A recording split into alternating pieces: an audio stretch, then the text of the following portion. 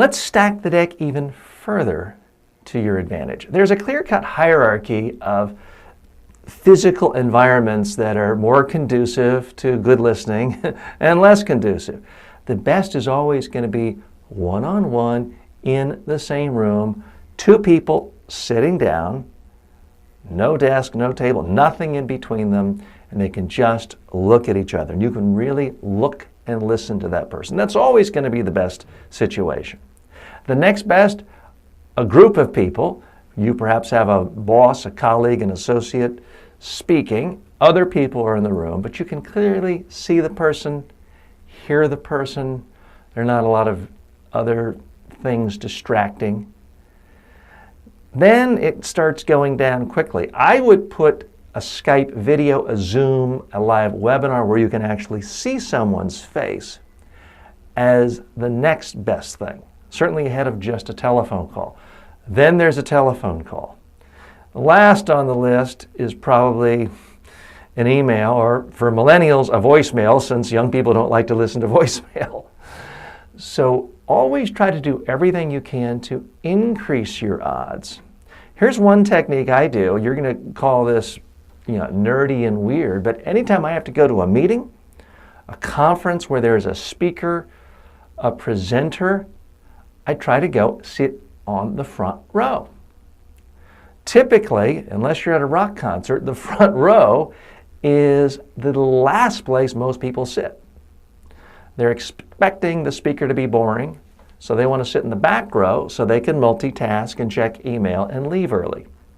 If you really want to listen and show the person who's speaking ultimate respect, sit on the front row. This way, you're not tempted to pull out your cell phone because the person's standing right there and they can see you being rude. Now, I admit I'm one of the worst when it comes to being at a conference, a speaker.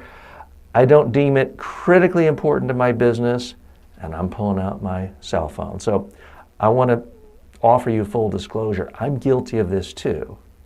But when you are in a room where your own boss is speaking, your own client, someone influential to your career, don't do that. I certainly don't do that when I'm meeting with a client or a customer or a prospect. Now, let's turn the tables a little.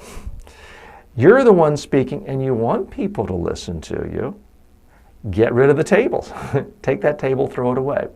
Most of what I do in my day job is I fly all over the world and I conduct public speaking, communication skills, and media training workshops for groups of people, executives, business leaders, government leaders all over the world. Invariably, I'm taken to a training room and there are tables and things are set up in rows. First thing I do, I get rid of all the tables. I arrange the room so that everyone has a front row. See, even if there are 50 people, it's a gigantic semicircle. What does this do? It forces people to kind of have a front row seat. It's easier for them to pay attention and to listen to me. And it's so much harder to be distracted by pulling out their cell phones because they know I can see them. I can see them. I'm likely to walk over, not be rude and take it out of their hand, but ask them a question, connect with them to try to get their attention back.